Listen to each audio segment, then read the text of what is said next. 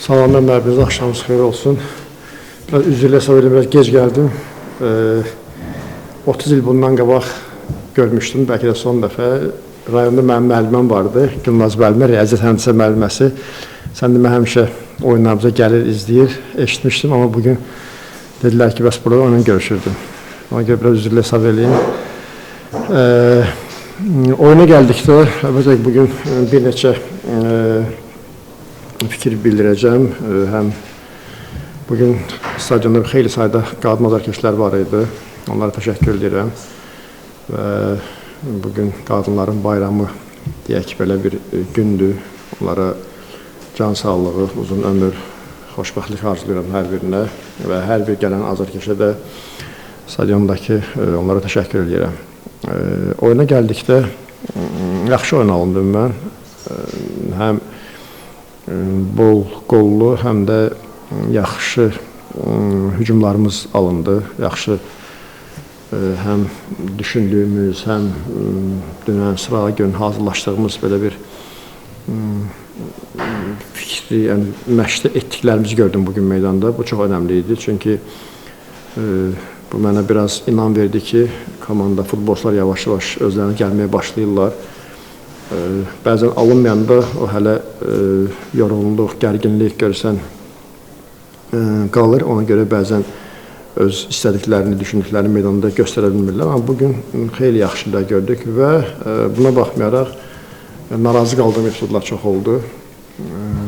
Elə oyundan sonra da biraz bəzi iradlarını futbolçularıma bildirdim ki, onu yaxşılaşdırmalıyıq mütləq. O da yavaş-yavaş bir neçə oyundan sonra inanıram ki, tam qaydasına düşəcək və Araz Naxçıvana uğurlar arzulayıram.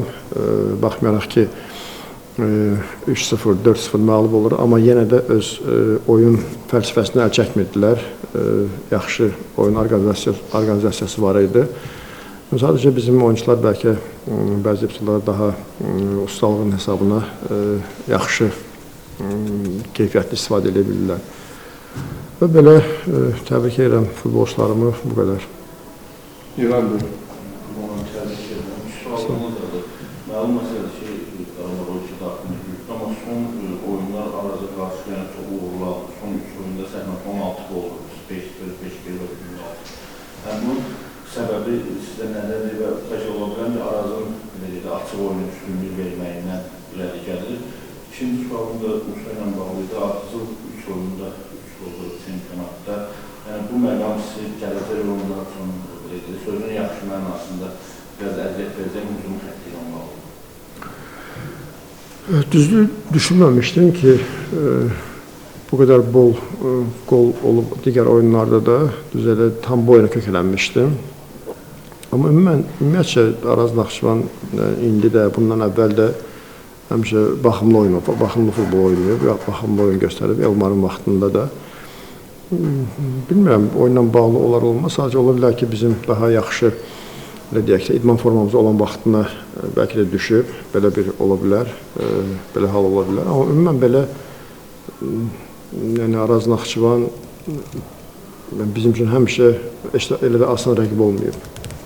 Bəzi oyunları fikirləşdi. Bugün ola bilər biraz rahat göründü kənarda, amma futbolçular çox aktiv idilər. Qarabağın futbolçuları çox əziyyət çəkdilər. Mən belə o barədə düşünməmişdim düzün desəm. Qaldı ki, Musa ilə bağlı əlbəttə bu sevindirici haldır. Mən bugün ümumiyyətcə biz dünya futboluna baxsaq, yəni sonradan oyuna girən futbolçuların oyunu dəyişməsi çox vacibdir. Yəni buna bir qabiliyyət lazımdır, buna bacarıq lazımdır və ələlxüsusda rəqib komanda biraz belə sıx müdafiədə oynayanda belə bir oyunculara ehtiyac olur. Və Musa o gün də fikirlərini bildirmişdim ki, ümumiyyətcə yaxşılığa doğru irəliləyək çoxdur və əlbəttə həvəsdən düşməli deyil, daha da aktiv olmalıdır, daha da mübarizə aparmalıdır həm məşqdə, həm oyunlarda. Belə inşallah yavaş-yavaş böyüyür belə. Bu hamımız üçün sevindiricidir. Belə hal-hazırda razıyam, razılığımı bildirirəm. Sual var idi. Buyur Rəsul. Qurban maraqlıdır ki, Azərbaycan Kubokunun finalından sonra Qarabağın bütün oyunlarına bütün hakimlər təyinata oturub. Bir təcrübəli hakimlərimizdən biri olan İnqilab Məmmədovun vardı. Sizcə Devlet günü Rəhim Həsənovun inqilabı sizin oyunuza göndərməmək bir təsadüfdür? Yəni finaldan sonra göndərilməyib. Finaldan sonra bu mövsüm belə deyək, İnqilab Məmmədov bütün hakimlər gəldi sizin oyunlarınıza İnqilab Məmmədovla başqa. Sizcə bu bir təsadüfdür? İnan heç vallahi düşünməmişəm. Ümumiyyətlə, yəni ağlıma gəlməyib belə. Amma inqilabı görmüşəm bax oradasa. Vallahi heç düşünməmişəm. İnansam belə. Başqa sual var? Buyur Rəsul. Son oyunda sağ. Bunlar qapısı məşqçisindən sorulur. 2 ildir əslində sual çoxdan bilmək istəyirəm. Sadəcə bir məqam yoxdur. Qarabağda Hüseyin bəy səfərlərimizə qapısı məşqçisində komanda 2 dəfə gəlib. Ondan sonra sanki qapısılarda dəyişiklik hiss olundu komandanın qapısılarında. Siz bu barədə nə düşünürsünüz? Yəni ondan əvvəl bir məşqçi istəyi oldu. Ya da belə bir sual verir ki, siz artıq qapısı məşqçisini yetişdirirsiniz sanki komanda. Çünki o Qalatasarayda da səfərlərimizə təcrübə keçmişdir. Bizim yəni qapısı məşqçisi bizim İlxan Həsənovdur. Yəni hamımızın tanıdığı, hamımızın hörmət etdiyi, yəni mən Qarabağa gəlib elə heç bir il olmadı, bəlkə də bir il sonra. Bəli, Nizami Sadıqov idi. Ondan sonra heç bir il olmadı məncə. Elə Avroliq oyunları elə ilk il idi. Elə İlxan Həsənovla işləyirik və bəli, baş məşqçi getdi, bəli. Ondan sonra İlxan Həsənovdur. Yəni mənim komandamın, yəni qapıçıların baş məşqçisi belə deyək ki, İlxan Həsənovdur. Hüseyin sadəcə onun köməkçisidir və çoxdan özü də axtarırdı ki, bir perspektivli bir cavan qapıçı məşqçi götürməyə ki, həm gələcək üçün hazırlamağa, həm mən özünə kömək etməyə, özünün də az yaşı yoxdur belə və həm də qapıçıların sayı çoxalır. Yəni bizim hər məşqimizdə bəlkə də bir 4-5 daima qapıçı olur. Yəni aşağı yaş qruplarından da gətirirlər. Hansı perspektivli qapıçıları orada da onlarla da ayrıca işləyirlər və sadəcə o da ona kömək eləyir və Elxan mənim özü yəni Hüseyni belə deyək də necə deyim yönləndirir və özü Elxan mənə dedi ki, bəs bunu bir Qalatasaraya göndərək, başqa bir yerə təcrübəyə göndərək ki, yavaş-yavaş tam hazırlamağa belə və belə razıyam hər ikisindən. Əlbəttə ki, amma cavabdeh Elxan müəllimdir. Hüseyin gəldikdə bəli qabiliyyətli uşaqdır, bacarıqlı, yəni daima axtarışlı olan və elə bütün günü demək olar ki, işdə Elxan müəllimlə bir yerdə olurlar, müzakirə aparırlar və belə işləyirlər bir yerdə. Buyur. İlkin Sultan Sport, biraz Qarabağ Məsuliyyətdə təbrik edirəm. Qurban mənim, Çempionlar Liqasında Qarabağın başı qarşı tarix yazıldı. Bu tur 3-cü dövrə start verdi. Demək olar ki, Qarabağ üçün əsl çempionluq mübarizəsi ilə bu turdan başlayır. Ümumən, bəli, daha çox diqqət ayıracaq, əlbəttə daha çox diqqət ayırırıq həm də. Amma hələ ki, inan biraz da futbolçuların özünə gəlməsinə ehtiyac var. Biraz da gərək həm fiziki, həm psixoloji, ümumən belə həqiqətən bu il belə deyək də çox, bəlkə də ən gərgin illərdən biri oldu bizim üçün. Çempionlar Liqasının həm oyunları, o gözləntilər, bəlkə də bizim belə deyək 10 yox bir 3 xalımız, 4 xalımız olsaydı belə bəlkə daha rahat oynayardılar.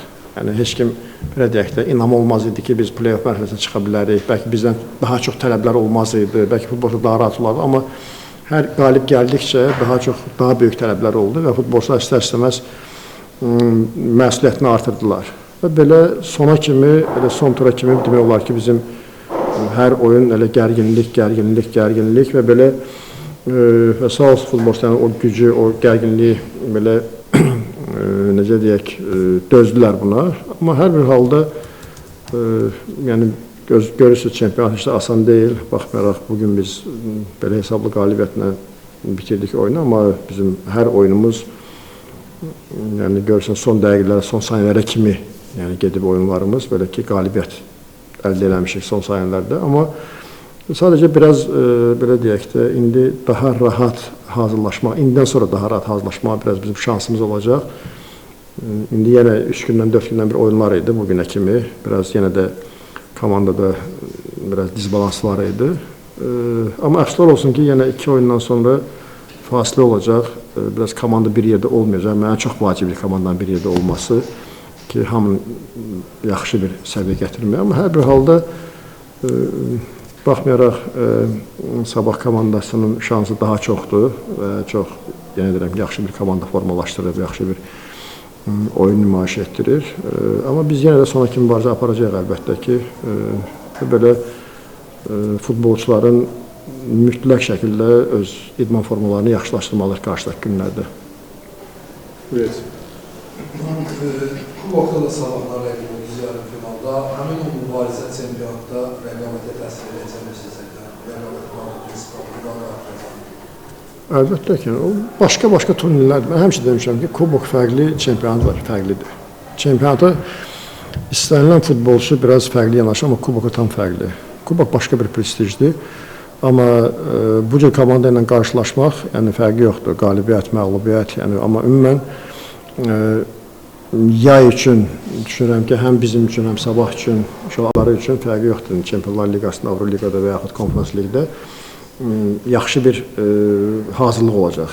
Yəni indidən sonra 3 oyun belə olması bu səviyyədə minimum belə bir komandaya qarşı hamı üçün məncə həm hər iki tərəf üçün məncə bunun böyük bir faydası olacaq və böyük də bir inam verəcək. Buna qeyd edəcəklərə bir baxımda narazı qaldığım məqamlar oldu. Yəni, yəqin ki, qaçırılan futbol ehtiyatları əsasında. Yox, əksinə biraz həm müdafiədə, həm bəzi əlaq ikinci hissənin ilk 20 dəqiqəsi oyun quruculuğunda belə biraz tələskənliklər oldu, biraz top itikləri oldu, biraz o da düz razı qalmadım ondan. Yəni, etməli deyil idilər. Daha ciddi olmalıdırlar və daha da səliqəli oynamağı düşünməliydilər. İmam bəy, Qarabağ Sabahla maçlara qisas kimi baxacaq, yoxsa? Yox, onlar, biz heç kimi qisas kimi baxmırıq. Yəni, qisas kimi bizim belə bir fikrimiz yoxdur. Yəni, biz illərdir Sabahla da olsa, digər klublarla da olsa biz oyunlarımızı oynayırıq. Proqram üzrə il ərzində 3 və yaxud kubok nəzərə alsa 5 oyun oynamalı oynayırıq. İlkin. Sabah malında baş verən qalmaqalı hadisələrə görə Sabahın məşqçisinə hər hansısa bir cəza verilmədi. Düzdür, sonradan açıqlama verildi ki, məsələyə yenidən baxılacaq. Amma siz ilkin qərarda hansı istər keçirdiniz? Təəssüf qismində oldu, yoxsa qəribə mi gəldisə, nə düşündünüz həmin anda? Ümumiyyətlə, təəssüf hissi oldu ki, yəni, olmamalıydı. Sonra da mən heç ümumiyyətlə kart verməyin tərəfdarı deyiləm ümumiyyətlə. Yəni, belə, yəni sadəcə bəzən futbolun o da gözəlliklərinin bir hissəsidir, belə qalmaqallar.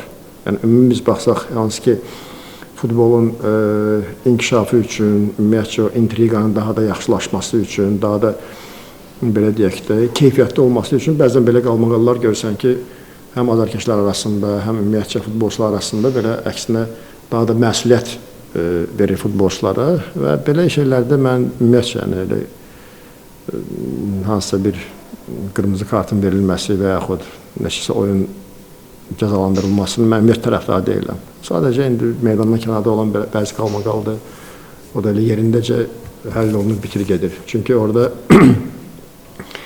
ümumiyyətcə biz hamımız götürsək, epizodlar olur ki, gərək yerində o an hansısa bir qərarı verirsən. Düz oldu, səhv oldu, yaxşı oldu, pis oldu. Amma o, belə deyək də, mənə elə gəlir ki, necə deyim, içərdən gələn, necə deyim, o kindən olan bir şey deyil də, bu sırf idman, necə deyim, emosiyasıdır, bəli, sırf idman emosiyalarıdır. Hamı udmaq istəyir, hamı, sadəcə biz özümüz, bəzən yığışın məşqlər futbol oynayırıq özümüz bazada ki, 5-5-ə, 6-6-ya orada görsən, o qədər intriqalar olur ki, o qədər davadalaş olur ki belə, yəni dostlar yığışsın, yəqin siz özünüz də oynuyorsunuz hansısa bir mini futbol 5-5-ə gedib öz yoldaşlarınızla orada o qədər qışqır, bağır, nə bilim, hələ mənim də üzrlə hesab edin, bəzən o qədər söyüşlər olur ki, amma oyun qutardı, bitdi, tamam hər şey qaydasında. Ona görə futbol emosiya oyunudur, yəni ona görə yəni, belə Allah ümumiyyətcə olması, olmasın, amma olması da bəzən gələcək üçün, belə deyək də, o futbolun daha da necə deyim, keyfiyyətli olmasına gətirib çıxarır. Buyurun. Qurban Səbəbsə qızınız da oyundaydı. Onun dəstəkli sevdiyi qızınız çox sevincliydi. Bu danışıqda oldu. Hə, burada balaca, hə, dəstək indi əlbəttə ki, indi oradaydı. Əsas qardaşı hiss eləyirdi, yəqin ki, belə arada bir gəlirlər, arada olurlar, hə. Var. Son sual. Bunu Qarabağın baş məşqçisi Federasiya Komitəsi üçün Səhmətçi Martın 4-ü il tamam oldu ki, İcra Komitəsi limitlər belədir və klub sayını artırdı. Limitin nərbini kənara qoysaq, yəni sizcə bu say artımı özü nə dərəcədə doğrultdu? Yəni bu infrastrukturla bağlı yaşanan problemləri nəzərə alsaq? Komandaların say artımı. Mən ümumiyyətcə komanda artımının həmişə tərəfdarı olmuşam və həmişə də yəni o problemlərin olacağını öncədən belə düşünmüşəm. Əlbəttə ki, böyümək üçün, ümumiyyətcə, belə deyək də, stabil olmaq üçün mütləq nəyisə qurban verməlisən. Bəzən, belə deyək də, tanınmış məşqlər belə görsən, böyük klublar belə 5-0, 6-0, 7-0, 8-0 məğlubiyyətdən sonra görsən daha böyüməyə başlayırlar. Eyni ilə klublar, məsələn, rəhbərlər, ümumiyyətcə, klub olaraq belə bəzi çətinlikləri həmən görürlər. Bu il, məsələn, biz danışırıq birinci komandanın, məsələn, yaxşı meydançası yoxdur, oyun meydançası yoxdur, amma bunlar gözlənilən, bəli, hansısa bir dəyişiklik etmək olardı, bunu eləmək olar. Amma, məsələn, mən inanmıram ki, məsələn, gələn üçün hansısa bir komandanın istər yeni gəlsin və yaxud istər bu ligdə qalanlar olsun, yəni oyun stadionla bağlı hansı bir problem olacaq. Ən azından bu ilki minuslara görə, məsələn, gələn bir neçə, belə deyək də, lazım olan bir, vacib olan tərəflərdən düzələnlər olacaq. Sadəcə birdən-birə gətirib elə digər komandaların səviyyəsində, bizim səviyyə komandanın 11-12-ci eləmək olmaz ki onu. Belə olacaq, sadəcə bu artım belə olur və sabah hansısa bir yeni gələn komandanın yeni bir sponsoru çıxar, o rayonun bir oğlu çıxar, deyər ki, mən bu komandanı böyüdəcəm, mən komandanı nəticələrini yaxşılaşdıracam belə. Sadəcə belə sevilir. Bir il bir komanda belə formalaşır, 2 ildən sonra başqa bir komanda formalaşır. Görsəm, hər bölgədə bir neçə komanda olur. Mən tərəfdarıyam belə. Yəni, qüsurlar var əlbəttə ki, amma bu gözlənilən qüsurlardır. O da yavaş-yavaş inşallah aradan qalxar, amma get-gedə sayının artmasının mən həmişə tərəfdarıyam ki, yəni bölgələrdə ümumiyyətcə də yəni komandanın sayının çox olması yəni o futbolun sevilməsi deməkdir. Çox sağ olun, təşəkkürlər. Sağ olun.